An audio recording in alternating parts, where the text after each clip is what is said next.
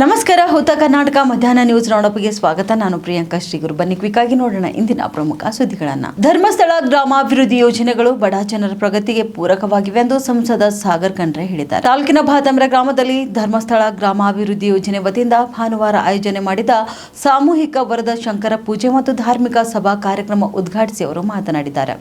ಸುಜ್ಞಾನ ನಿಧಿ, ಶಿಷ್ಯವೇತನ, ಮಾಶಾಸನ, ಸ್ವಸಹಾಯ ಸಾಲ, ಮಧ್ಯವರ್ಜನ ಶಿಬಿರ ಸೇರಿ ಮುಂತಾದ ಕಾರ್ಯಕ್ರಮಗಳ ಅನುಷ್ಠಾನದ ಮೂಲಕ ಧರ್ಮಸ್ಥಳ ಗ್ರಾಮೀಣಾಭಿವೃದ್ಧಿ ಯೋಜನೆ ಈ ಭಾಗದಲ್ಲಿ ಅತ್ಯುತ್ತಮ ಕಾರ್ಯ ಮಾಡುತ್ತಿದೆ ಎಂದು ಮೆಚ್ಚುಗೆ ಕೂಡ ವ್ಯಕ್ತಪಡಿಸಿದ್ದಾರೆ. ಇನ್ನು ಬೀದರ್ ಜಿಲ್ಲೆಯಲ್ಲಿ ಹೈನು ಉದ್ಯಮ ಪ್ರಗತಿಗೆ ರಾಜ್ಯಸಭೆ ಸದಸ್ಯರು ಆಗಿರುವ ಪೂಜ್ಯ ವೀರೇಂದ್ರ ಹೆಗ್ಡೆ ಅವರು 5 ಕೋಟಿ ರೂಪಾಯಿ ನೀಡಿರುವುದು ನಮ್ಮೆಲ್ಲರಿಗೂ ಹೆಮ್ಮೆ ತರಿಸಿದೆ ಎಂದು ತಿಳಿಸಿದ್ದಾರೆ. ಶ್ರೀ ಕ್ಷೇತ್ರ ಧರ್ಮಸ್ಥಳ ಗ್ರಾಮಾಭಿವೃದ್ಧಿ ಯೋಜನೆಯ ಜಿಲ್ಲಾ ನಿರ್ದೇಶಕ ಮುರಳೀಧರ್ ಎಚ್ಎಲ್ ಮಾತನಾಡಿ, ಧರ್ಮಸ್ಥಳ ಗ್ರಾಮಾಭಿವೃದ್ಧಿ ಯೋಜನೆ ಚಾರಿಟೇಬಲ್ ಟ್ರಸ್ಟ್ ಆಗಿದ್ದು ಸ್ವಸಹಾಯ ಸಂಘಗಳ ಮೂಲಕ ಸಾಲ ಸೌಲಭ್ಯ ನೀಡುವುದರ ಜೊತೆಗೆ ವಾತ್ಸಲ್ಯ ಕೆರೆ ನಿರ್ಮಾಣ, ದೇವಸ್ಥಾನ, ಸಮುದಾಯ ಭವನಕ್ಕೆ ಅನುದಾನ ನೀಡುತ್ತಿದ್ದು ಅನೇಕ ಸಾಮಾಜಿಕ ಕಾರ್ಯಕ್ರಮಗಳನ್ನು ಮಾಡುತ್ತಿದೆ ಎಂದು ತಿಳಿಸಿದರು. ನಂತರ ನಿರಂಜನ ಸಂಸ್ಥಾನ ಮಠದ ಜಗದ್ಗುರು ಶಿವಯೋಗೀಶ್ವರ ಸ್ವಾಮೀಜಿ ಸಾನ್ನಿಧ್ಯ ವಹಿಸಿ ಮಾತನಾಡಿ, ಧರ್ಮಸ್ಥಳ ಗ್ರಾಮಾಭಿವೃದ್ಧಿ ಯೋಜನೆ ಸಮಾಜದ ಉನ್ನತಿಗಾಗಿ ಅನೇಕ ಕಾರ್ಯಕ್ರಮ ಹಮ್ಮಿಕೊಳ್ಳುತ್ತಿದೆ. ಅದರಲ್ಲಿ ಕೂಡ ಸಾಮೂಹಿಕ ಪೂಜೆ, ಧಾರ್ಮಿಕ ಸಭಾ ಕೂಡ ಒಂದಾಗಿದ್ದು ಇಂತಹ ಕಾರ್ಯಕ್ರಮಗಳಿಂದ ಎಲ್ಲರಲ್ಲಿ ದೈವಿ ಶಕ್ತಿ ಮೂಡುತ್ತದೆ ಎಂದು ತಿಳಿಸಿದರು.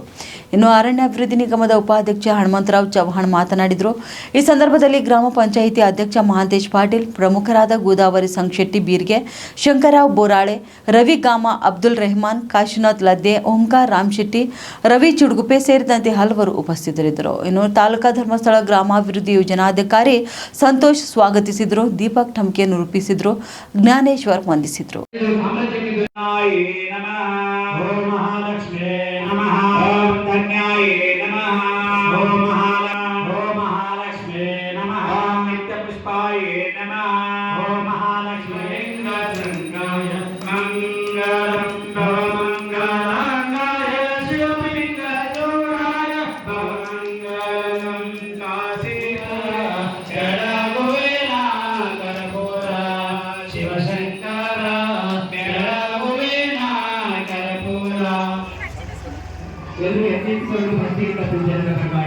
ಆಶೀರ್ವದಿಸಲಿಕ್ಕೆ ಆಗಮಿಸಿರುವಂತಹ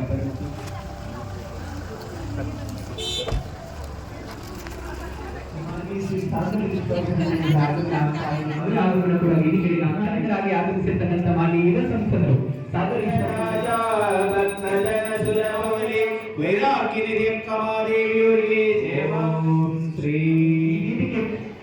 ಜ್ಯೋತಿ ಬೆಳಗಿಸಿ ಕಾರ್ಯಕ್ರಮ ಉದ್ಘಾಟಿಸಲಾಗ್ತಾ ಇದೆ. ತಮಗೆ ಎಲ್ಲರ ಜೋರಾದ ಚಪ್ಪಾಳೆ. ಕ್ಷೇತ್ರ ಇಲ್ಲಿ ದಾನ ಧರ್ಮಾದಿಗಳೇ ನಡೀತೆ ನೀವು ಬಿಟ್ರೆ ಖಂಡಿತ ಸಾಲ ಕೊಡುವ ವ್ಯವಸ್ಥೆ ಇಲ್ಲಿ ಇಲ್ಲ. ಆದ್ರೆ ಈಗಿನ ಧರ್ಮಾಧಿಕಾರಿಗಳು ಇದಕ್ಕೆ ಇನ್ನೊಂದು ಹೆಜ್ಜೆ ಮುಂದೆ ಇಟ್ಟು ಗ್ರಾಮೀಣ ಜನರ ಸಶಕ್ತೀಕರಣ ಆಗಬೇಕು, ಸಬಲೀಕರಣ ಆಗಬೇಕು. ಅವರು ಶಾಂತಿಯಿಂದ ನೆಮ್ಮದಿಯಿಂದ ಬದುಕಬೇಕಿದ್ರೆ ಆರ್ಥಿಕವಾಗಿ ಸ್ವಾವಲಂಬನೆ ಬರಲೇಬೇಕು. ಈ ಆರ್ಥಿಕ ಸ್ವಾವಲಂಬನೆ ಬರದಿದ್ರೆ ಜನಸಾಮಾನ್ಯ ಬದುಕಿನಲ್ಲಿ ಪರಿವರ್ತನೆಯನ್ನು ಕಂಡುಕೊಳ್ಳಿಕ್ಕೆ ಖಂಡಿತ ಸಾಧ್ಯ ಇಲ್ಲ. ಇದನ್ನ ಮನಗಂಡು ಸರ್ದಾರನ 43 ವರ್ಷದ ಹಿಂದೆ ಕಟ್ಟಿದ ಒಂದು ಅದ್ಭುತ ಸಂಸ್ಥೆ ಶ್ರೀ ಕ್ಷೇತ್ರ ಧರ್ಮಸ್ಥಳ ಗ್ರಾಮಾಭಿವೃದ್ಧಿ ಯೋಜನೆ. ಅದರಡಿಯಲ್ಲಿ ಈ ನಮ್ಮ ಬೀದರ್ ಜಿಲ್ಲೆಯಲ್ಲಿ ನಾನು ನೋಡಿದ್ರೆ ಕಳೆದ ಈ 7-8 ವರ್ಷದಲ್ಲಿ ಹತ್ರ 1900 ಕೋಟಿ 1900 ಕೋಟಿ ದುಡ್ಡನ್ನ ನಮ್ಮ ಹಳ್ಳಿಗಳಿಗೆ ಜನಸಾಮಾನ್ಯರಿಗೆ ತಲುಪಿಸುವ ಕೆಲಸ ಇಲ್ಲಿ ಆಗಿದೆ ಅನ್ನೋದನ್ನ ಈ ಸಂದರ್ಭ ಹೇಳಿಕ್ ಬಯಸ್ತೇನೆ. ಪೂಜ್ಯರ ಇನ್ನೊಂದು ಬಹಳ ಮುಖ್ಯ ಮಾತಿದೆ, ಸ್ವಾವಲಂಬಿ ಮತ್ತು ಸ್ವಾಭಿಮಾನದ ಬದುಕು ನಮ್ದಾಗಬೇಕು. ನಾವು ಸ್ವಾವಲಂಬಿ ಆಗಬೇಕು ಮತ್ತು ಸ್ವಾಭಿಮಾನದ ಬಗ್ಗೆ ಬರುವಾಗಿ ಮಾಡಿ ನಮ್ಮ ಸಮಾಜದ ಪರಿವರ್ತನೆ ಒಂದು ಭಾಗ ಆದ್ರೆ ಮೂಲ ಸೌಕರ್ಯದಲ್ಲಿಯೂ ನಾವೆಲ್ಲ ಜಿಲ್ಲೆಗಿಂತ ಮೀರಾಗಿರ್ಬೇಕು ಅನ್ನುವಂತ ಮಟ್ಟದಲ್ಲಿ ಎಲ್ಲ ಕೆಲಸ ಕಾರ್ಯಗಳನ್ನು ಮಾಡುವಂತ ಸಂಸದರನ್ನು ನಾನು ಕಂಡಿದ್ದೇನೆ. ವಿಶೇಷ ಯುವ ತರುಣರಾಗಿ ಅವರ ಕೆಲಸ ಇನ್ನಷ್ಟು ಮುನ್ನೂಕಿ ಕೆಲಸ ಮಾಡುವಂತ ಶಕ್ತಿ ಆ ಮಂಜುನಾಥ ಸ್ವಾಮಿ ಅವರಿಗೆ ಇನ್ನಷ್ಟು ಕೊಡಿ ಅಂತ ಶ್ರೀ ಶಿವಯೋಗೇಶ್ವರ ಮಹಾಸ್ವಾಮಿಗಳ ಪಾದಗಳನ್ನು ನಮಸ್ಕರಿಸುತ್ತಾ ಶ್ರೀ ಕ್ಷೇತ್ರ ಧರ್ಮಸ್ಥಳ ವತಿಯಿಂದ ಸಾಮೂಹಿಕ ಶ್ರೀ ವರದ ಶಂಕರ ಪೂಜೆ ಹಾಗೂ ಧಾರ್ಮಿಕ ಸಭೆ ಕಾರ್ಯಕ್ರಮದಲ್ಲಿ ನನಗೆ ಉದ್ಘಾಟಕರಾಗಿ ನನಗೆ ಆಹ್ವಾನ ಮಾಡಿದ್ದಾರೆ. ನನಗೂ ಕೂಡ ಪೂಜೆಯಲ್ಲಿ ಭಾಗಿಯಾಗಲಿಕ್ಕೆ ನನಗೆ ಅವಕಾಶ ಮಾಡಿಕೊಟ್ಟಿದ್ದಾರೆ. ನನಗೂ ತುಂಬಾ ಸಂತೋಷ ಆಗಿದೆ. ನನ್ನ ವತಿಯಿಂದ ಎಲ್ಲರಿಗೂ ಧನ್ಯವಾದಗಳನ್ನು ಸಲ್ಲಿಸುತ್ತೇನೆ. ಈಗಾಗಲೇ ಮುರಳೀಧರ್ ಅವರು ಹೇಳಿದಂಗೆ ನಮ್ಮ ಕುಟುಂಬ ಮತ್ತು ಧರ್ಮಸ್ಥಳದ ಸಂಬಂಧ ಸುಮಾರು ವರ್ಷಗಳಿಂದ ಇದೆ. ಯಾವಾಗಲೂ ನಾವು ಪೂಜೆಗೆ ಹೋಗಿ ನಾವು ಭೇಟಿ ಮಾಡಿ ಅವರ ಆಶೀರ್ವಾದ ತಗೊಳ್ತಾನೆ ಬಂದಿದ್ದೀವಿ. ಇವತ್ತಿನ ದಿವಸ ಏನು ಪೂಜ್ಯರು ಧರ್ಮಸ್ಥಳ ಗ್ರಾಮಾಭಿವೃದ್ಧಿ ಯೋಜನೆ ಏನು ನಿಮ್ಮ ಟ್ರಸ್ಟ್ ವತಿಯಿಂದ ಅವರೇನು ಎಲ್ಲ ಸ್ವಸಹಾಯ ಸಂಘಗಳಿಗೆ ಏನು ಹೆಲ್ಪ್ ಮಾಡ್ತಾ ಇದಾರೆ, ಸಹಾಯ ಮಾಡ್ತಾ ಇದಾರೆ, ಇದು ಬಹಳ ಒಂದು ಒಳ್ಳೆ ಕೆಲಸ ಅಂತ ನಾವು ಹೇಳ್ಬೋದು. ಯಾಕಂತಂದ್ರೆ ಎಲ್ಲಕ್ಕಿಂತ ಮುಖ್ಯವಾದದ್ದು ನಾವು ನಮ್ಮೆಲ್ಲ ತಾಯಂದಿರಿಗೆ ಒಂದು ಶಕ್ತಿ ಕೊಡೋದು ಬಹಳಷ್ಟು ಅವಶ್ಯಕತೆ ಇದೆ. ಯಾಕಂದ್ರೆ ಮಹಿಳೆಯರಿಗೆ ಒಂದು ಫೈನಾನ್ಷಿಯಲ್ ಇಂಡಿಪೆಂಡೆನ್ಸ್ ಸಿಕ್ಕಿದ್ರೆ ಮಾತ್ರ ಅವರಿಗೂ ಮುಂದೆ ಬರ್ಲಿಕ್ಕೆ ಅವಕಾಶ ಸಿಗುತ್ತೆ. ಇದಕ್ಕೆ ತಮ್ಗೆಲ್ಲರಿಗೂ ಕೂಡ ಈಗ ಸ್ವಸಹಾಯ ಸಂಘದ ಮುಖಾಂತರ ಬೇರೆ ಬೇರೆ ರೀತಿಯಲ್ಲಿ ನಿಮ್ಗೆ ಸಾಲ ಇರ್ಬೋದು, ಬೇರೆ ಬೇರೆ ರೀತಿಯಲ್ಲಿ ಸಹಾಯ ಆಗ್ತಾ ಇದೆ. ಈ ಕೊಪ್ಪಳದಲ್ಲಿ ಯಾವ ರೀತಿ ಹೆಣ್ಮಗಳು ಬೇರೆಯವರು ಕುರಿ ಕಾಯೋದ್ರಿಂದ ಇವತ್ತಿನ ದಿವಸ ಅವ್ರದೇ ಖುದ್ದಾಗಿ 150 ಕುರಿಗಳು ಅವರು ಸಾಕ್ತಾ ಇದ್ದಾರೆ ಅಂತ ಅಂಬೋದು. ಅದರೂ ಕೂಡ ರಾಜ್ಯಸಭೆಯಲ್ಲಿ ಸಂಸದರಾದ್ಮೇಲೆ ಅವರಿಗೆ ವರ್ಷ ಒಂದು 5 ಕೋಟಿ MP ಲಾಟ್ ಸಿಗುತ್ತೆ. ನನಗೂ ಕೂಡ 5 ಕೋಟಿ MP ಲಾಟ್ ಸಿಗುತ್ತೆ. ನಾನು 8 ಕ್ಷೇತ್ರಗಳಲ್ಲಿ 1 ಊರಿಗೆ 2 ಲಕ್ಷ 3 ಲಕ್ಷ 8 ಕ್ಷೇತ್ರದಲ್ಲಿ ನಾವು 60 ಲಕ್ಷ ರೂಪಾಯಿ ನಾವು ಕೊಡ್ಬೋದು. ಆದ್ರೆ ಪೂಜ್ಯರು ಇಡೀ 5 ಕೋಟಿ ನಮ್ಮ ಜಿಲ್ಲೆಗೆ ಹೈನುಗಾರಿಕೆಗೋಸ್ಕರ ಕೊಟ್ಟಿದ್ದಾರೆ. ಅದಕ್ಕೆ ನಮ್ಮ ವತಿಯಿಂದ ಜಿಲ್ಲೆ ವತಿಯಿಂದ ಅವರಿಗೆ ಧನ್ಯವಾದಗಳು ನಾನು ನೇತ್ರಾವತಿ ನದಿಯ ದಂಡೆ ಮೇಲೆ ಬಹಳ ಸುಂದರವಾದಂತಹ ಸ್ಥಳ ಇದೆ. ನಾವು 2 ಸಾರಿ ಅಲ್ಲಿ ಹೋಗಿದ್ದೇವೆ. 15 ದಿವಸ ಅಲ್ಲಿ ಉಳಿದಿದ್ದೇವೆ. ನೀವು 15 ಗಂಟೆನೂ ಒಳಗಿಲ್ಲ, ಹೋಗಿದ್ರೆ ಒಡೆ ಬರ್ತೇವೆ. ನಾವು 15 ದಿವಸ ಉಳಿದಿದ್ದೇವೆ. ಯಾಕಂದ್ರೆ ನಮ್ಮಂಥವರಿಗೆ ಬಹಳ ಯೋಗ್ಯ ಸ್ಥಳ. ಅದಕ್ಕೆ ಈ ಕಾರ್ಯ ಏನ್ ಮಾಡ್ತಾ ಇದ್ದಾರಲ್ಲ, ಬಹುಶಃ ಇಡೀ ಭಾರತ ದೇಶದಾಗ ಯಾವ ಸಂಸ್ಥೆಯು ಮಾಡಾದಂತ ಕಾರ್ಯ ಧರ್ಮಸ್ಥಳ ಮಾಡ್ತಾ ಇದ್ದಾರೆ ಅಂದ್ರೆ ನಮಗೂ ಹೆಮ್ಮೆ, ನಿಮಗೂ ಎಲ್ಲರಿಗೂ ಹೆಮ್ಮೆ ಆಗ್ತಕ್ಕಂಥದ್ದಾಗಿದೆ.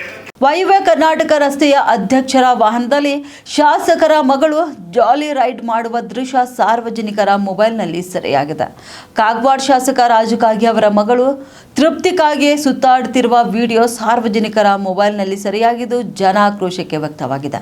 ಇನ್ನು ಶನಿವಾರ ಸಂಜೆ ಈ ಘಟನೆ ನಡೆದಿದ್ದು, ಪ್ರಯಾಣ ಮಾಡಿದ ಕಾರಿನಲ್ಲಿ ಮಗಳ ರೌಂಡ್ಸ್ಗೆ ಹಾರಿಕೆ ಉತ್ತರ ನೀಡಿದ್ದಾರೆ. ಯಾರ್ದೋ ದುಡ್ಡು ಯಲ್ಲಮ್ಮನ ಜಾತ್ರೆ ಮಾಡುವುದಕ್ಕೆ ನಿಂತರ ಶಾಸಕ ರಾಜು ಕಾಗೆ ಅವರು ಇನ್ನು ಸರ್ಕಾರಿ ವಾಹನದಲ್ಲಿ ಅವರ ಮಗಳು ರಾಜಾರೋಷವಾಗಿ ಸಂಚಾರ ಮಾಡಿದ್ದಾರೆ. ಇದಕ್ಕೆ ಜನರು ನಾವು ಕಟ್ಟುವ ತೆರಿಗೆಯಲ್ಲಿ ಜನಪರ ಕೆಲಸ ಮಾಡಿ ಅಂದರೆ ಹೀಗೆ ಮಾಡೋದಾ ಎಂದು ಸಾರ್ವಜನಿಕರು ಪ್ರಶ್ನೆ ಮಾಡಿದ್ದಾರೆ. ಇನ್ನು ಪತ್ರಕರ್ತರು ಕೇಳಿದ ಪ್ರಶ್ನೆಗೆ ನಾನು ಬೆಂಗಳೂರಿಂದ ಬೆಳಗಾವಿಗೆ ರವಿವಾರ ಬೆಳಗ್ಗೆ ಬಂದಿದ್ದೇನೆ, ವಾಹನ ನನ್ನನ್ನು ಕರೆದುಕೊಂಡು ಹೋಗುವುದಕ್ಕೆ ಬೆಳಗಾವಿ ಬರ್ತಾ ಇತ್ತು ಅಂತ ಹೇಳಿಕೆ ನೀಡಿದ್ದಾರೆ. ಆದರೆ ಮಗಳು ಪ್ರಯಾಣಿಸಿದ ಸರ್ಕಾರ ವಾಹನ ನಿಪ್ಪಣೆ ಕಡೆ ಹೋಗಿದ್ದು ಸಾರ್ವಜನಿಕರ ವಿಡಿಯೋದಲ್ಲಿ ಸೆರೆಯಾಗಿದೆ.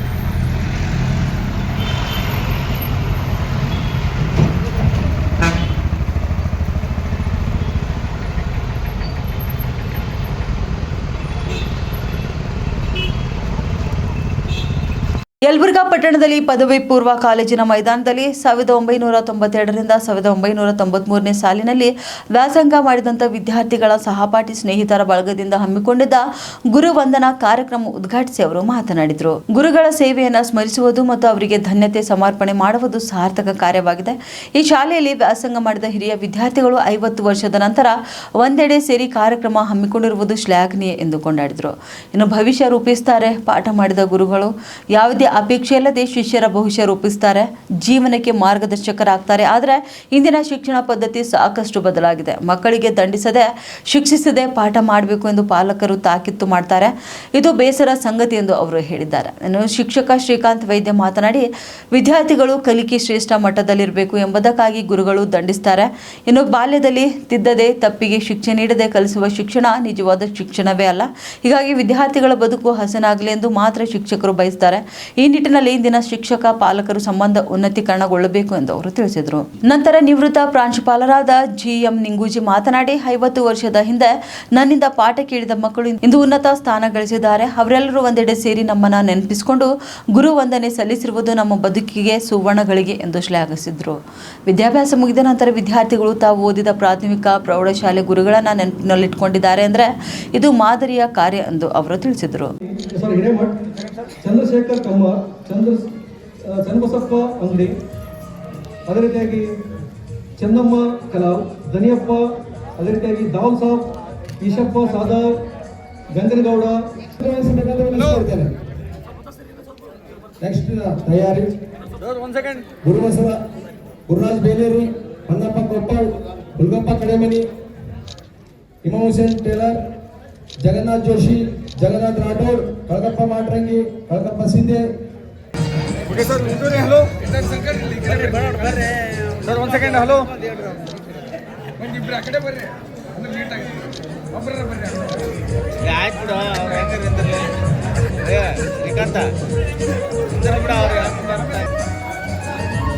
Okay madam. ಹಲೋ,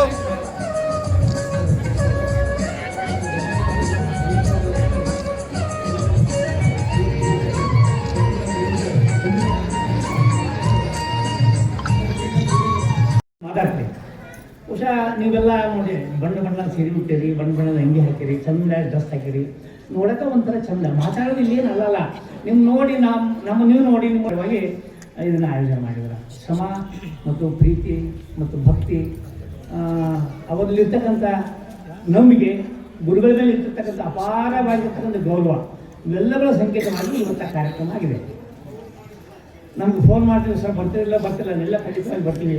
ನಾನು ಗೆಸ್ಟ್ ಡ್ರೈವರ್ ನಮ್ಮ ಗಣೇಶ ಸರ್ಗೆ ಅವ್ನು ಕರ್ಕೊಂಡು ಇವತ್ತು ಗಾಡಿನ ಬಂದು ಖುಷಿ ಆಯಿತು ನೋಡಿ. ಎಲ್ಲ ನಿಮ್ಮೆಲ್ಲ ಮುಗಿಸುವ ಭಾಳ ಸಂತೋಷ ಆಯಿತು. ಇಲ್ಲಿಂದ ನೇರವಾಗಿ ನಾವು ಕಲ್ತಿರುವಂಥ ಪ್ರಾಥಮಿಕ ಶಾಲೆಗೆ ಹೋದ್ವಿ. ಆ ಶಾಲೆಯನ್ನು ನೋಡಿದ್ವಿ, ದೊಡ್ಡ ಕಟ್ಟಡ ನೋಡಿದ್ವಿ, ಅಲ್ಲೆಲ್ಲ ಫೋಟೋ ತೋರಿಸ್ಕೊಂಡ್ವಿ. ಫೋಟೋ ತೋರಿಸ್ಕೊಂಡು ಭಾಳಷ್ಟು ಆನಂದ ಆಯಿತು. ಒಬ್ಬರನ್ನೊಬ್ಬರು ಹೆಂಗೆ ಆಗಿದೆಯಪ್ಪ ಅಂತಂದರೆ, ಅಂಧಕಾರವನ್ನು ಹೋಗಲಾಡಿಸಿ ಸುತ್ತಲೂ ಬೆಳಕನ್ನು ನೀಡುವ ದೀಪ ಎಲ್ಲರ ಜೀವನದಲ್ಲೂ ಸಹ ಜ್ಞಾನದ ಬೆಳಕನ್ನು ನೀಡಲಿ ಎಂದು ಪ್ರಾರ್ಥಿಸೋಣ.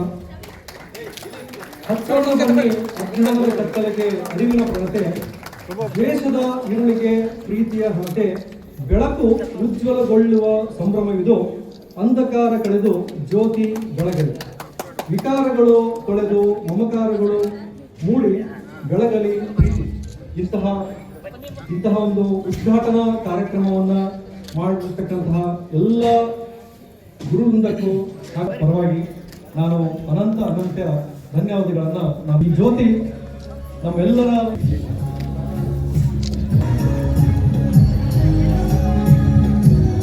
ಎಲ್ಲರೂ ಸೀರಿಯಸ್ ಆಗಿ ಕುತ್ಕೋಬೇಡಿ, ಸ್ವಲ್ಪ ಚಪ್ಪಾಳೆ ಮಾಸಿ.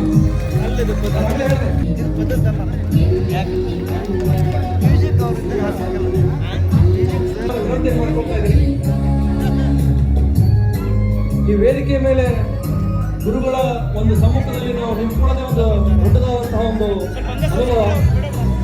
ಹಾಗಾಗಿ ಟೀಚರ್ ಹಿಂಗೆ ನಮ್ಮ ಜೀವನದಲ್ಲಿ ಏನೇನೋ ಸಾಧನೆಗಳನ್ನ ಮಾಡ್ತೀವಿ. ಲಾಸ್ಟಿಗೆ ಒಂದು ಮಾತು ನಿಮಗೆ ಹೇಳಿ ಇಚ್ಛೆ ಪಡ್ತೀನಿ. ಭಾಳ ಜನ ಮಾತಾಡೋದಿದ್ದಾರೆ. ದಯಮಾಡಿ ಯಾವುದೇ ಕಾರಣಕ್ಕೂ ಮಕ್ಕಳ ಬಾಲ್ಯವನ್ನು ಕಸ್ಕೊಳ್ಬೇಡ್ರಿ. ಆಡಲಿ ಅವರು ಆಡಲಿ, ಹಾಡಲಿ, ಕೂಡಲಿ. ನಾವು ಹೇಳ್ತಿರ್ತೀವಿ ಮಳೆ ಖುಷಿ ಪಡ ಅಂತ ಹೇಳ್ತೀವಿ. ಚಳಿ ಇತ್ತು ಹೊರಗೋಬೇಡ, ಬಿಸಿಲೈತಿ ಹೊರಗೋಬೇಡ. ಅದೇ ಚಳಿ ಮಳೆ ಗಾಳಿಗೆಲ್ಲ ಇರುವೆ ಅಂದ್ರೆ ಮನುಷ್ಯ ಪವರ್ಫುಲ್ ಆಗ್ತಾನೆ. ಮತ್ತೆ ಹೊಳೆ ದವಾಖಾನೆ ಕೊಡುತ್ತೆ ಹೋಗಿ. ಆ ಮಕ್ಕಳು ಆಡಬೇಕು, ಹಾಡಬೇಕು, ನೆಲಿಬೇಕು, ಕುಣಿಬೇಕು, ಕುಪ್ಪಳಿಸ್ಬೇಕು, ಏನೆಲ್ಲ ಮಾಡಬೇಕು, ಸಂತೋಷ ಪಡ್ಬೇಕು ಮಕ್ಕಳು. So that why you should not steal their childhoodness. ದಯಮಾಡಿ ಆಡಲಿ ಬರಲ್ಲ. ಈಗ ನಾವೆಲ್ಲ ಯಾವ ರೀತಿ ತಿಳಿದೀನಿ. ಮೊಬೈಲ್ ಎಲ್ಲಿ ಆಟ ಆಡಿದ್ವಿ, ಕ್ರಿಕೆಟ್ ಐತೆ ಎಲ್ಲಿ ಮೊಬೈಲ್ನಾಗ, ಕಬಡ್ಡಿ ಇಲ್ಲೇ ಮೊಬೈಲ್ನಾಗ, ಲಗೋರಿ ಮೊಬೈಲ್ನಾಗ, ಕಬಡ್ಡಿ ಅದು ಜಿಲ್ಲೆಯ ಸಕ್ಕರೆ ಕಾರ್ಖಾನೆಗಳಿಗೆ ಕಬ್ಬು ಪೂರೈಸಿದ ಬೆಳೆಗಾರರಿಗೆ ತಕ್ಷಣ ಹಣ ಪಾವತಿಸದಿದ್ದರೆ ಬೀದಿಗಿಳಿದು ಹೋರಾಟ ಮಾಡಬೇಕಾಗ್ತದೆ ಎಂದು ರೈತ ಮುಖಂಡ ಕೆಡಿ ಗಣೇಶ್ ಎಚ್ಚರಿಕೆ ನೀಡಿದ್ದಾರೆ. ಪಟ್ಟಣದ ಪ್ರವಾಸಿ ಮಂದಿರದಲ್ಲಿ ಕರೆದ ಸುದ್ದಿಗೋಷ್ಠಿಯನ್ನು ಉದ್ದೇಶಿಸಿ ಅವರು ಮಾತನಾಡಿದರು. ನಂತರ ಕಾರ್ಖಾನೆಗಳಿಗೆ ಕಬ್ಬು ಪೂರೈಸಿ 45ರಿಂದ 50 ದಿನಗಳು ಕಳೆದಿವೆ. ಆದರೆ ಕಬ್ಬು ಬೆಳೆಗಾರರ ಖಾತೆಗೆ ಇನ್ನೂ ಹಣ ಜಮಾ ಆಗಿಲ್ಲ. ಇದರಿಂದ ರೈತರು ಆರ್ಥಿಕ ಸಂಕಷ್ಟ ಎದುರಿಸುತ್ತಿದ್ದಾರೆ.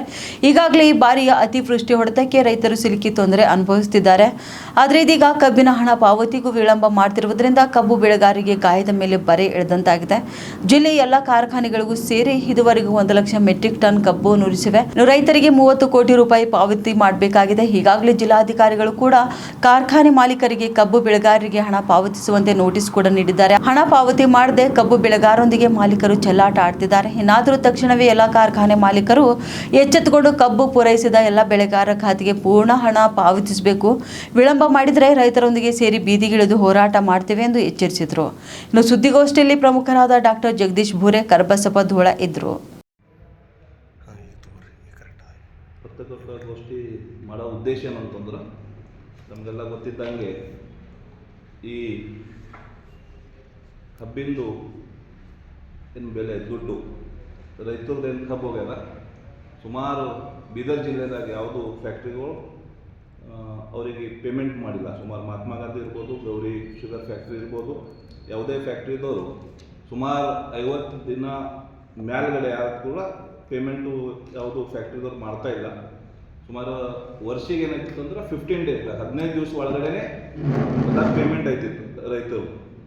ಈ ಸಲ ಸುಮಾರು 50 ದಿನ ಆಯಿತು, ಯಾವುದು ಪೇಮೆಂಟ್ ಆಗ್ತಾಯಿಲ್ಲ. DC ಅವರು ಕೂಡ ನೋಟಿಸ್ ಕೊಟ್ಟಾರೆ ಎಲ್ಲ ಫ್ಯಾಕ್ಟ್ರಿ ಮಾಲಕರಿಗೆ. ಅದ್ರ ಪ್ರತಿ ಉತ್ತರ ಕೂಡ ಕೊಡಲಾಕ ಅವರಿಗೆ ಅರ್ಹತೆ ಇಲ್ಲ. ಯಾಕಂದ್ರೆ ಅವ್ರಿಗೆ ಹಂಚಿಕೆನಿಲ್ಲ, ಭಯನೇ ಇಲ್ಲ. ಕೂಡಲೇ DC ಅವರು ಆವಾಗ ಸರ್ಕಾರ ಅವ್ರ ಮೇಲೆ ಕ್ರಮ ಕೈಗೊಳ್ಬೇಕಂತ ನಮ್ಮ ಎಲ್ಲ ರೈತ ಪರವಾಗಿ ಅವರಿಗೊಂದು DC ಮೇಡಮ್ ಅವರಿಗೆ ಒಂದು ವಿನಂತಿ ಇದೆ. ತಾವು ನೋಡ್ಬೋದು, ಯಾಕಂದ್ರೆ ನಾವು ಸಣ್ಣ ಫಿಗರ್ ನೋಡೋಲ್ಲ, ಇದು ಭಾಳಷ್ಟು ದೊಡ್ಡ ಫಿಗರ್ ಇದೆ. ಇದ್ರಾಗೂ ಕೂಡ ಫ್ಯಾಕ್ಟ್ರಿ ಮಾಲಕರದ್ದು ಒಂದು ಭಾಳ ದೊಡ್ಡ ಷಡ್ಯಂತ್ರ ಅಂತಲ್ಲ. ಏನು ಅಂತಂದ್ರೆ ಎಲ್ಲರೂ ಒಬ್ಬೊಬ್ಬರು 1 ಲಕ್ಷ DC ಅವರು 2900 ರೂಪಾಯಿ ಬೆಲೆ ನಿಗದಿ ಆಗಿದೆ. ನಾವು 1 ಲಕ್ಷ ಅದು ಕ್ಯಾಲ್ಕುಲೇಟ್ ಮಾಡಿದ್ರೆ ಇವತ್ತು ಸುಮಾರು 29 ಕೋಟಿ ರೂಪಾಯಿ ಇವತ್ತು ಒಬ್ಬೊಬ್ಬರು ಫ್ಯಾಕ್ಟ್ರಿ ಜೊತೆ ಅವ್ರಲ್ಲ ಹತ್ರ ಇದೆ. ಇವತ್ತು ನಾವು ಸುಮ್ಮನೆ ಒಂದು ಟ್ರಾನ್ಸಾಕ್ಷನ್ ನೋಡಿದ್ರೆ ಇವತ್ತು 30 ಕೋಟಿ ಮೇಲ್ಗಡೆ ರೈತರು ರೊಕ್ಕ ಅವ್ರಿಗೆ ಕೊಂಡಾರ. ಇವತ್ತು ಬ್ಯಾಂಕಿನ ಬಡ್ಡಿದಾಗ ನಾವು ಕನ್ವರ್ಷನ್ ಮಾಡಿ ನೋಡಿದ್ರೆ ಕಡೆ ಒಂದು ತಾವು ತಾರತಮ್ಯ ಈ ಬೀದರ್ ಜಿಲ್ಲೆ ಮೇಲೆ ಆಗ್ತಾ ಇದೆ. ರೈತರು ಇವತ್ತು ಭಾಳಷ್ಟು ಸಂಕಷ್ಟದಾಗಿದೆ. ಇವತ್ತು DCC ಬ್ಯಾಂಕ್ ಇರ್ಬೋದು, ನಮ್ಮ ತಾಯಿಯಂದವರು ಭಾಳಷ್ಟು ಸಂಕಷ್ಟದಾಗಿದೆ. 2,500 ರೂಪಾಯಿ ಸಲಕ್ಕೆ ಇವತ್ತು ಅವ್ರು ಕಷ್ಟಪಡ್ಲತ್ತಾರೆ. 100 ರೂಪಾಯಿ ಸಲಕ್ಕೆ ಇವತ್ತು DCC ಬ್ಯಾಂಕ್ ಒಳ್ಳೆ ರೀತಿಯಿಂದ ಅವ್ರಿಗೆ ಸಾಲ ಕೊಡ್ತಿತ್ತು. ಏನೋ ಒಂದು ಮನೆಯಾಗ ಸಣ್ಣ ಪುಟ್ಟ ಇದ್ದಿನಾಗ ಅವರು ಏನೋ ಒಂದು ವ್ಯವಹಾರ ಮಾಡ್ಕೋತಿರು. ಇವತ್ತು ಆ ವ್ಯವಹಾರ ಕೂಡ ನಿಂತು ಹೋಗಿದೆ. ಎಲ್ಲ ಕಡೆಯಿಂದ ಇವತ್ತು ರೈತರು ಭಾಳಷ್ಟು ಸಂಕಷ್ಟವಾಗಿದೆ. ಆತ್ಮಹತ್ಯೆ ಮಾಡ್ಕೊಂಬಂತ ಪರಿಸ್ಥಿತಿ ಬಂದದ್ದು ಇವತ್ತು ಬೀದರ್ ಜಿಲ್ಲೆದಾಗ. ಅದು ಸಲುವಾಗಿ ದಯವಿಟ್ಟು ಎಲ್ಲರೂ ತಾವು ಹೇಳಿ, ನಂಗೆ ಈಗ ಎಲ್ಲ ಸಂಘಟನಾ ರೈತ ಸಂಘಟನೆದವ್ರು ಎಲ್ಲಿ ಹೋಗೋದು ಗೊತ್ತಿಲ್ಲ, ಮಾಯ ಆಗಿಬಿಟ್ಟಾರ. ಬೀದರ್ ಜಿಲ್ಲಾ ರೈತ ಸಂಘ ಮೋರ್ಚಾದವ್ರು ಎಲ್ಲ ಮಾಯ ಆಗಿಬಿಟ್ಟಾರ. ದಯವಿಟ್ಟು ಒಂದು ಕನ್ನಡ ಪರ ಸಂಘಟನೆಗಳು, ದಲಿತ ಪರ ಸಂಘಟನೆಗಳು ಹಾಗೂ ಮತ್ತು ನಮ್ಮ ಮರಾಠ ಸಮಾಜ, ಸಂಭಾಜಿ ಬ್ರಿಗೇಡ್ ಇರ್ಬೋದು, ಟಿಪ್ಪು ಸುಲ್ತಾನ್ ಇರ್ಬೋದು, ಎಲ್ಲ ನಮ್ಮ ಸಂಘಟನಾದವ್ರಿಗೆ ನಾವು ವಿನಂತಿ ಕೇಳ್ತೀನಿ, ತಾವು ಮುಂದೆ ಬಂದು ರೈತರ ಪರವಾಗಿ ತಾವು ಹೋರಾಟ ಮಾಡಬೇಕು. ಈ ದೇಶ, ಭಾಷಾ, ನೆಲೆ, ಜಲೆ ಸಲಕ್ಕೆ ತಾವು ಹೋರಾಟ ಮಾಡಿರಿ, ರೈತರ ಸಲಕ್ಕೆ ಒಂದ್ಸಲ ತಾವು ಹೋರಾಟ ಮಾಡ್ಬೇಕಂತ ಎಲ್ಲ ಒಂದು ನಮ್ಮ ಸಂಘಟನಾ ಪ್ರಮುಖರಿಗೆ, ಅಧ್ಯಕ್ಷರಿಗೆ ಒಂದು ವಿನಂತಿ ಇದೆ ನಂದು. ಯಾಕಂದ್ರೆ ನಾನು ಒಬ್ಬ ಸಂಘಟನಾ ಬಂದು ನಮ್ಗೆ ಗೊತ್ತಿದೆ ಏನು ಕಷ್ಟ ಇರುತ್ತೆ ಸಂಘಟನೆ.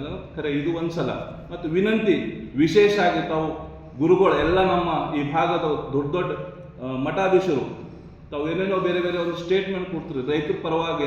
ದರೋಡೆಕೋರರು 7 ಗನ್ ಬಳಸಿ 4 ನಿಮಿಷದಲ್ಲಿ ಹುಣಸೂರು ಚಿನ್ನದ ಅಂಗಡಿಯಿಂದ ಕೆಜಿ ಗಟ್ಟಲೆ ಚಿನ್ನವನ್ನ ದೋಚಿದ್ದಾರೆ. ಇನ್ನು ಭಾನುವಾರ ಮಧ್ಯಾಹ್ನ 2 ಗಂಟೆ 4 ನಿಮಿಷಕ್ಕೆ ಚಿನ್ನದ ಅಂಗಡಿಗೆ ನುಗ್ಗಿದ ದರೋಡೆಕೋರರು 2 ಗಂಟೆ 8 ನಿಮಿಷಕ್ಕೆ ಪರಾರಿಯಾಗಿದ್ದಾರೆ. ಮಧ್ಯಾಹ್ನ 2 ಗಂಟೆ 4 ನಿಮಿಷಕ್ಕೆ ಹುಣಸೂರು ಬಸ್ ನಿಲ್ದಾಣದ ಹಿಂಭಾಗದಲ್ಲಿ ಬೈಪಾಸ್ ರಸ್ತೆಯಲ್ಲಿರುವ ಸ್ಕೈ ಗೋಲ್ಡ್ ಅಂಡ್ ಡೈಮಂಡ್ ಚಿನ್ನದ ಅಂಗಡಿಗೆ ನುಗ್ಗಿದ್ದಾರೆ. ಚಿನ್ನ ತೆಗೆದುಕೊಂಡು ಹೋಗಲು ಮೊದಲೇ 2 ಚೀಲವನ್ನ ತಂದಿದ್ರು. ಶೋಕೇಸ್ನಲ್ಲಿದ್ದಂಥ ದೊಡ್ಡ ಗಾತ್ರದ ಚಿನ್ನಾಭರಣವನ್ನ ಒಂದು ಕಡೆ ಗುಡ್ಡೆ ಹಾಕಿದ್ರು. ಅಂಗಡಿಗೆ 5 ಜನ ನುಗ್ಗಿದ್ರೆ ಚಿನ್ನವನ್ನ ಒಬ್ಬ ಮಾತ್ರ ಗುಡ್ಡೆ ಹಾಕಿದ. ಮತ್ತೊಬ್ಬನು ಗನ್ ಹಿಡಿದು ಸಿಬ್ಬಂದಿಯನ್ನ ಬೆದರಿಸ್ತಿದ್ರೆ ಇನ್ನೊಬ್ಬ ಗನ್ ಹಿಡಿದು ಬಾಗಿಲ ಬಳಿ ನಿಂತಿದ್ದ. ಉಳಿದ ಇಬ್ಬರು ಹೊರಗಡೆ ದ್ವಿಚಕ್ರ ವಾಹನ ಸ್ಟಾರ್ಟ್ ಮಾಡಿಕೊಂಡು ನಿಂತಿದ್ರು. ಒಬ್ಬಾತ ಎಲ್ಲವನ್ನ ಗುಡ್ಡೆ ಹಾಕಿ ಬ್ಯಾಗಿಗೆ ತುಂಬಿ ಕೇವಲ 4 ನಿಮಿಷದಲ್ಲಿ ಕೆಜಿ ಚಿನ್ನವನ್ನ ಹೊತ್ಕೊಂಡು ಹೋಗಿದ್ದಾರೆ. ಅಂದಾಜು 4 ರಿಂದ 5 ಕೋಟಿ ಮೌಲ್ಯದಷ್ಟು ಚಿನ್ನ ವಜ್ರಾಭರಣ ದರೋಡೆ ಆಗಿದೆ. ಇನ್ನು ದರೋಡೆಗೋರರ ಚಿನ್ನ ಕದ್ದು ರಸ್ತೆಯಲ್ಲಿ ಹೋಗುವ ದೃಶ್ಯ ಸಿಸಿಟಿವಿಯಲ್ಲಿ ಸೆರೆಯಾಗಿದೆ.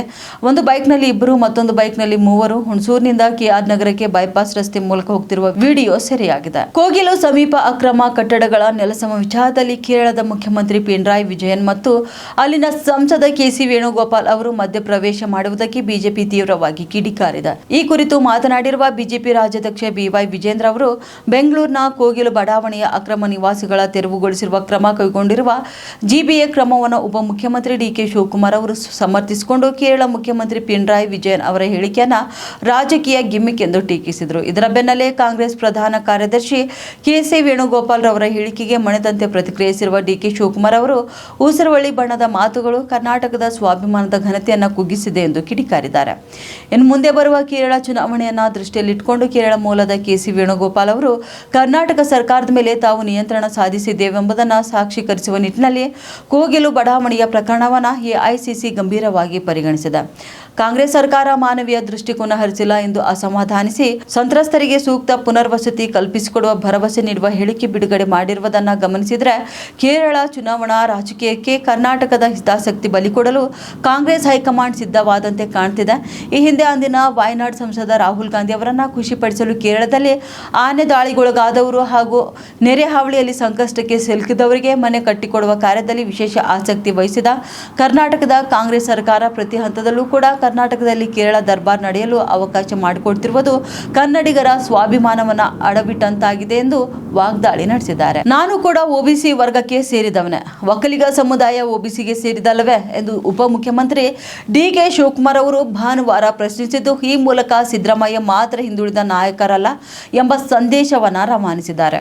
ಇನ್ನು ಭಾನುವಾರ ಕೆಪಿಸಿಸಿ ಕಚೇರಿಯಲ್ಲಿ ನಡೆದ ಕಾಂಗ್ರೆಸ್ ಸಂಸ್ಥಾಪನಾ ದಿನಾಚರಣೆ ಕಾರ್ಯಕ್ರಮದಲ್ಲಿ ಮುಖ್ಯಮಂತ್ರಿ ಸಿದ್ದರಾಮಯ್ಯ ಅವರೊಂದಿಗೆ ವೇದಿಕೆ ಹಂಚಿಕೊಂಡ ಉಪಮುಖ್ಯಮಂತ್ರಿ ಡಿಕೆ ಶಿವಕುಮಾರ್ ಅವರು, ನಾನು ಕೂಡ ಒಬಿಸಿ ಎಂದು ನಿಮಗೆ ತಿಳಿದಿದೆಯೇ? ಒಕ್ಕಲಿಗ ಒಬಿಸಿ ಅಲ್ಲವೇ? ಇನ್ನು ಲಿಂಗಾಯತರು ಒಬಿಸಿ, ಆದಾಯವಿಲ್ಲದ ಬ್ರಾಹ್ಮಣರು ಒಬಿಸಿಗೆ ಸೇರಿದವರಾಗಿದ್ದಾರೆ ಎಂದು ಹೇಳಿದರು. ಇದೇ ವೇಳೆ ಮುಂದಿನ ದಿನಗಳಲ್ಲಿ ಗ್ರೇಟರ್ ಬೆಂಗಳೂರು ಪ್ರಾಧಿಕಾರದ ಅಡಿಯಲ್ಲಿ ಬರುವ 5 ನಿಯಮಗಳಿಗೆ ಚುನಾವಣೆಗೆ ಸ್ಪರ್ಧಿಸಲು ಪಕ್ಷದ ಟಿಕೆಟ್ ಬಯಸುವ ಆಕಾಂಕ್ಷಿಗಳಿಂದ ಪಕ್ಷವು ಅರ್ಜಿಗಳನ್ನು ಆಹ್ವಾನಿಸಿದೆ ಎಂದು ಹೇಳಿದ್ದಾರೆ. ಸ್ಥಳೀಯ ಸಂಸ್ಥೆಗಳ ಚುನಾವಣೆಯನ್ನು ಹೆಚ್ಚು ದಿನ ಮುಂದೂಡಲು ಸಾಧ್ಯವಿಲ್ಲ. ಹೀಗಾಗಿ ಮೀಸಲಾತಿ ಹಾಗೂ ನ್ಯಾಯಾಲಯದಲ್ಲಿರುವ ತಗಾದೆಗಳನ್ನು 2-3 ತಿಂಗಳ ಒಳಗಾಗಿ ಇತ್ಯರ್ಥಪಡಿಸಿ ಚುನಾವಣೆ ನಡೆಸಲು ಮುಖ್ಯಮಂತ್ರಿ ಸಿದ್ದರಾಮಯ್ಯ ಗ್ರಾಮೀಣಾಭಿವೃದ್ಧಿ ಸಚಿವ ಪ್ರಿಯಾಂಕ್ ಖರ್ಗೆ ಅವರಿಗೆ ಸೂಚನೆ ನೀಡಿದ್ದಾರೆ ಎಂದು ತಿಳಿಸಿದ್ದಾರೆ. ಗೃಹಲಕ್ಷ್ಮಿ ಯೋಜನೆಯ ಹಣ ಬಿಡುಗಡೆಗೆ ಸಂಬಂಧಪಟ್ಟಂತೆ ರಾಜ್ಯ ಸರ್ಕಾರದ ವಿರುದ್ಧ ಬಿಜೆಪಿ ಶಾಸಕ ಮಹೇಶ್ ತೆಂಗಿನಕಾಯಿ ತೀವ್ರ ಅಸಮಾಧಾನ ವ್ಯಕ್ತಪಡಿಸಿದ್ದಾರೆ. ಹುಬ್ಬಳ್ಳಿಯಲ್ಲಿ ಮಾತನಾಡಿದ ಅವರು, ಫೆಬ್ರವರಿ ಮತ್ತು ಮಾರ್ಚ್ ತಿಂಗಳ ಗೃಹಲಕ್ಷ್ಮಿ ಯೋಜನೆ ಹಣ ಇನ್ನೂ ಫಲಾನುಭವಿಗಳ ಖಾತೆಗೆ ಜಮೆ ಆಗಿಲ್ಲ ಎಂದು ಆರೋಪ ಮಾಡಿದರು. ಈ ವಿಷಯವನ್ನು ತಾವು ವಿಧಾನಸಭೆ ಅಧಿವೇಶನದಲ್ಲೇ ಪ್ರಸ್ತಾಪಿಸಿದ್ದು ಮುಖ್ಯಮಂತ್ರಿ ಸಿದ್ದರಾಮಯ್ಯ ಅವರ ಗಮನಕ್ಕೂ ತಂದಿರುವುದಾಗಿ ತಿಳಿಸಿದರು. ಅಧಿವೇಶನದ ವೇಳೆ ಸಿಎಂ ಆದಷ್ಟು ಬೇಗ ಹಣ ವರ್ಗಾವಣೆ ಮಾಡುವ ಭರವಸೆ ನೀಡಿದರು. ಆದರೆ ಸಿಎಂ ಹೇಳಿ 20 ದಿನಗಳಾದರೂ ಕೂಡ ಮಹಿಳೆಯರ ಖಾತೆಗೆ ಹಣ ಬಂದಿಲ್ಲ ಎಂದು ಟೀಕಿಸಿದ್ದಾರೆ. ಪೂರಕ ಬಜೆಟ್ನಲ್ಲಿ ಗೃಹಲಕ್ಷ್ಮಿ ಯೋಜನೆಗೆ ಅಗತ್ಯವಿರುವಂತಹ 5,000 ಕೋಟಿ ರೂಪಾಯಿ ಹಣದ ಯಾವುದೇ ಪ್ರಸ್ತಾಪವೇ ಇಲ್ಲ. ಹಾಗಾದರೆ ಆ ಹಣ ಎಲ್ಲಿಗೆ ಹೋಗ್ತು ಎಂಬುದು ಸರ್ಕಾರ ಸ್ಪಷ್ಟನೆ ನೀಡಬೇಕು ಎಂದು ತೆಂಗಿನಕಾಯಿ ಆಗ್ರಹಿಸಿದರು. ಇನ್ನು ಅಧಿವೇಶನದಲ್ಲಿ ಈ ವಿಷಯ ಪ್ರಸ್ತಾಪವಾದ ನಂತರ ಅಧಿಕಾರಿಗಳಿಗೆ ಮಾಹಿತಿ ನೀಡಿದಂತೆ ತಾಕೀತು ಮಾಡಲಾಗಿದೆ ಎಂದು ಮಹೇಶ್ ತೆಂಗಿನಕಾಯಿ ಆರೋಪ ಮಾಡಿದ್ದಾರೆ. 10ನೇ ತಾರೀಕಿನಿಂದಲೇ ಅಧಿಕಾರಿಗಳಿಗೆ ಮಾಹಿತಿ ನೀಡಿದಂತೆ ಸೂಚನೆ ನೀಡಲಾಗಿದೆ ಎನ್ನಲಾಗುತ್ತದೆ.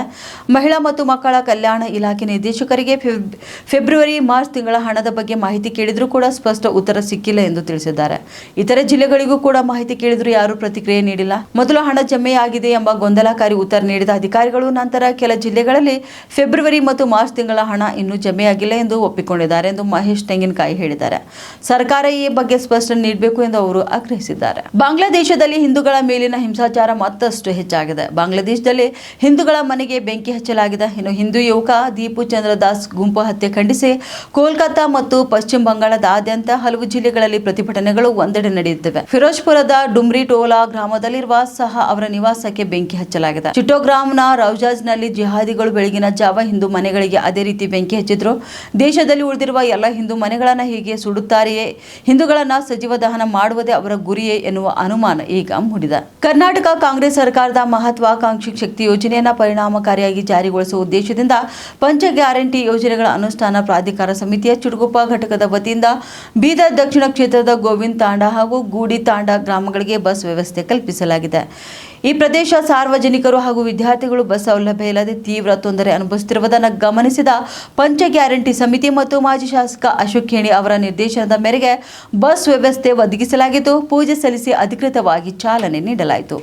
ಇನ್ನು ಈ ಸಂದರ್ಭದಲ್ಲಿ ಪಂಚ ಗ್ಯಾರಂಟಿ ಯೋಜನೆಗಳ ಅನುಷ್ಠಾನ ಪ್ರಾಧಿಕಾರ ಸಮಿತಿಯ ಅಧ್ಯಕ್ಷ ಸಂಗ್ರಾಮಪ್ಪ ಪಾಟೀಲ್, ಸದಸ್ಯರಾದ ಸಂತೋಷ್ ಕಮಲಾಪುರ್, ಆಸ್ಕರ್ ಫರ್ನಾಂಡಿಸ್, ಖುದ್ದೂಸ್, ಜಗದೀಶ್ ಸಂಗ್ರಾಮ್ ರಾಥೋಡ್, ಹಿರಿಯ ಕಾಂಗ್ರೆಸ್ ಮುಖಂಡರಾದ ಶಿವಪುತ್ರ ಸಾದಾ, ಸುರೇಶ್ ಸಕರ್ ನಾಯಕ್, ಹೇರಲ್ಲ ಕಾರಬಾರಿ, ಜೈಸಿಂಗ್ ಕಿಶನ್, ಚಂದ್ರು ಅಂತೂ ಸೇರಿದಂತೆ ಅನೇಕ ಗ್ರಾಮಗಳ ಮಹಿಳೆಯರು, ವಿದ್ಯಾರ್ಥಿಗಳು ಹಾಗೂ ಮುಂಚೂಣಿ ಘಟಕದ ಪದಾಧಿಕಾರಿಗಳು ಉಪಸ್ಥಿತರಿದ್ದರು. ಇವಾಗಿದು ಇಂದಿನ ಮಧ್ಯಾಹ್ನ ನ್ಯೂಸ್ ರೌಂಡಪ್. ಮತ್ತೆ ಭೇಟಿಯಾಗೋಣ ಮುಂದಿನ ರೌಂಡಪ್ನಲ್ಲಿ. ನಮಸ್ಕಾರಗಳು.